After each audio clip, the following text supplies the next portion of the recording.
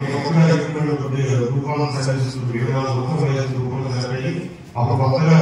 పెడితే ఏ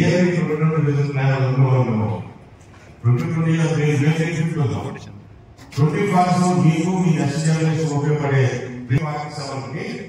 మన ఆంధ్రప్రదేశ్ ఒక జీడీపీ ఈ రోజు 1,14 లక్షలు ఉండాలి. మీది 87,000 కోట్లకి వెళ్తుంది రాజం కాన్స్టిట్యూన్సీ. ఇది మన యొక్క అన్న విషయాన్ని ఇప్పుడు మేము చెప్పేవాళ్ళమే. మేము జిల్లా స్థాయికి నేను కలెక్టర్గా కానీ లేదా జిల్లా స్థాయి అధికారులు కానీ మీరు కూర్చున్న వాళ్ళు ఎవరు కూడా మేము చెబుతాం, రివ్యూ చేస్తాం, పరిశీలిస్తాం. ఇన్స్ట్రక్షన్స్ బట్టి మన జీడీపీని జీబీని ఎలా పెంచుకోవాలి, దానికి ఉన్న మార్గాలు ఏంటి అన్న దాని మీద ఒకసారి పూర్తి స్థాయిలో మనం పరిశీలించుకుని ఒక యాక్షన్ ప్లాన్ తయారు చేసి దాన్ని బట్టి ముందుకెళ్ళమని ఆ రోజు ఆదేశాలు ఇవ్వడం జరిగింది. అలా గౌరవ ముఖ్యమంత్రి గారి ఆదేశాల ప్రకారం మన జిల్లా స్థాయిలో కూడా మేము జిల్లా లెవెల్లో మీటింగ్ పెట్టుకుంటాం. సెక్టార్ వైజ్ గా ఏ విధంగా మనం ఇంప్రూవ్ చేసుకోవచ్చు ఒక యాక్షన్ ప్లాన్ తయారు చేసుకుంటాం.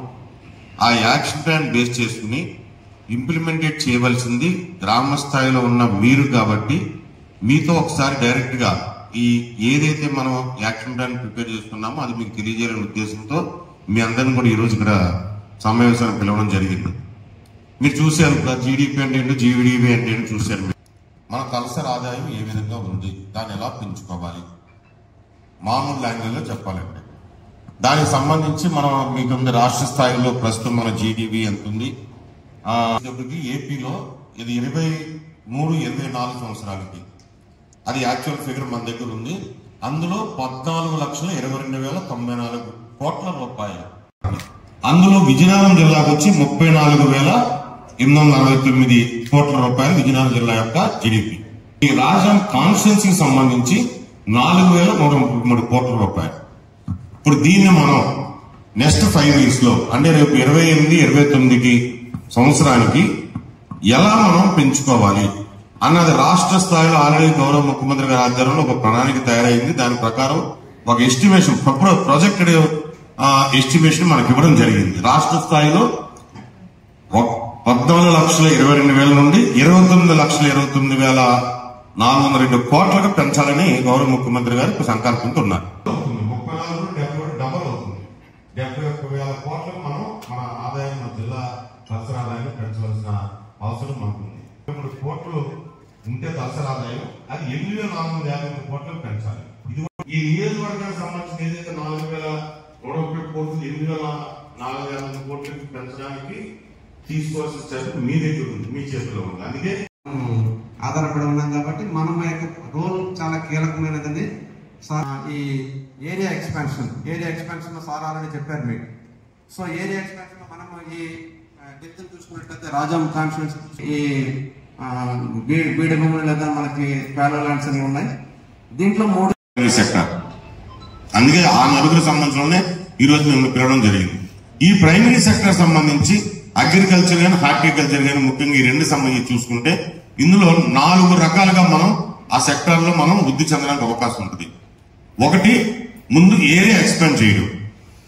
మీకు మన జిల్లాలో ఇప్పుడు 3 లక్షల ఎకరాలు మనం సాగు చేయడానికి అవకాశం ఉంది. కానీ ప్రస్తుతం 1,80,000 మాత్రమే మనం సాగు చేస్తున్నాం. అంటే ఇంకా 1,20,000 ఎకరాలు మనం సాగు చేయకోకుండా ల్యాండ్ అంటే వేస్ట్ గా కూడా ఉంది.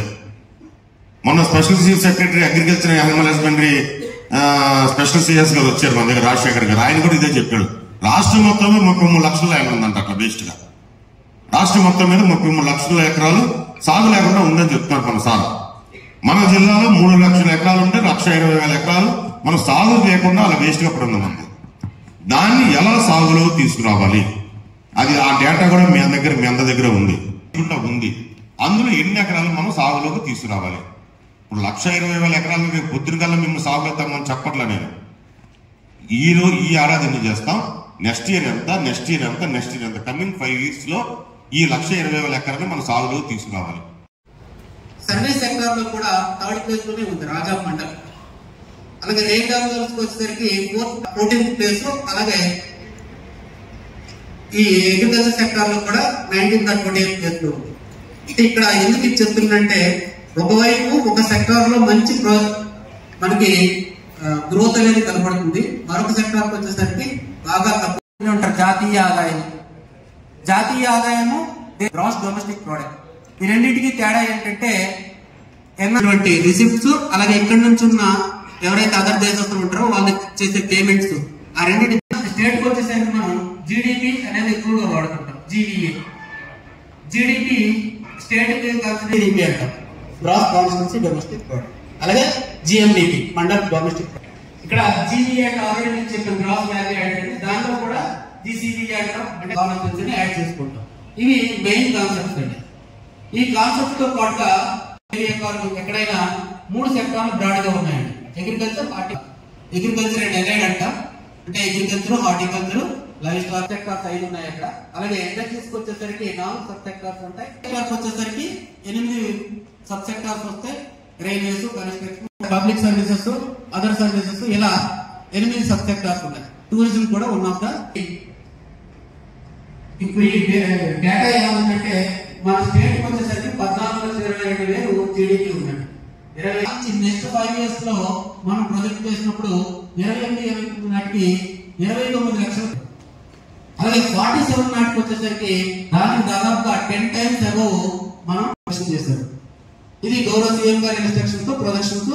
ఈ ప్రొజెక్షన్స్ ఏదో మాటలు చేసినారు కదంటే అక్కడ స్ట్రెంగ్త్ మన జీడీపీ ఉంటే అది 71,000కు పెంచాలని 47 నాటికంటే 25 years నెక్స్ట్ 25 years లో డబుల్ అయితే ఇక్కడ నుంచి 10 times పెంచడానికి టార్గెట్ పెట్టుకున్నాం. అలాగే 440 కోట్ల వరకు పెంచడానికి టార్గెట్ పెట్టుకున్నాం. అలాగే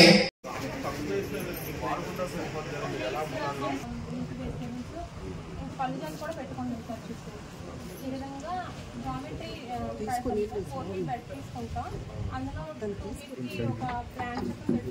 వంగ మిర్చి, టమాటో మధ్యలో మిర్చి పెట్టుకుంటాం సార్. ఎందుకంటే వంగకి ఎక్కువ టమాటో కూడా పెద్దాకు తగ్గుతుంది. మిర్చి బెడ్డీని పెట్టుకుంటాం అంటే వాటర్ ఎక్కువ దుంప కంటే ఎక్కువ వాటర్ అవసరం లేదు కదా సార్. అందుకు అది బెడ్ పెట్టుకుంటాం. వెళ్తాం మెథడ్కి వాట్సాప్ ద్వారా ఇస్తున్నాం సార్. మళ్ళీ స్కూల్లో ఇస్తాం సార్. డైలీ కూడా మా విలేజ్ లో స్కూల్లో మా కూరగాయలు టీచర్స్ కూడా తీసుకెళ్తారు సార్. ప్రతి మండే ఇక్కడ జిఎంఆర్ కాల్ ఇదంతా మేము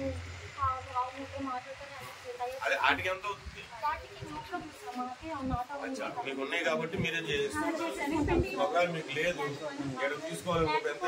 రైతు దగ్గర 1 రూపీ మూత్రము ప్యాడ్ అయితే మాత్రం 5 రూపాయలు అయినట్లయితే ఒక 6,500 వరకు అవుద్ది స్టార్టింగ్ లో. 500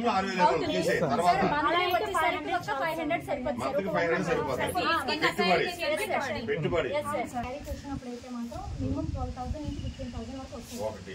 తర్వాత అలా సీజన్ వారీగా పంటల వారికి అయితే అలా వస్తుంది సార్. అన్ సీజన్ మంత్లీ 25 days కి మాకు స్టార్టింగ్ అనేది ఆకుకూరలు వస్తాయి సార్. వస్తుంది మినిమం ఒక మెంతికూర నుంచి మేము 1,000 అలా తీస్తాం. సీజన్ వారీగా కంపల్సరీగా డైలీ అదే మంత్లీ కూడా 6,000 8,000 కంపల్సరీ సార్. ఎన్ని ఎకరాలు ఉంది నీకు? నాకు ఒక 5 ఎకరాలు. 5 ఎకరాలు పండిస్తున్నావా? 1 ఎకరా పండిస్తున్నాను. 1 ఎకరం పండిస్తున్నా. 4 చేస్తున్నా. 1 ఎకరా తిండి మట్టుగా మనం వేస్తాం. అందుకే ఆరోగ్యంగా ఉన్నాం. సాంబార్ రాజవాణి